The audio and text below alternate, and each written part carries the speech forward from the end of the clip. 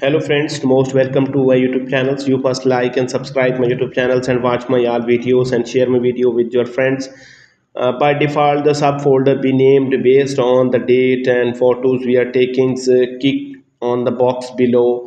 The world create subfolder to open list of preset the naming and options for the folder. The most of options are just variations on the shoot date. If you need the something more specific, close custom names from the list and then entering anything you like for the folder names. And since of I shoot these also, uh, the location sections between the up to date and show a preview of the name you are enters the save options. Thanks for watching and subscribe my YouTube channel.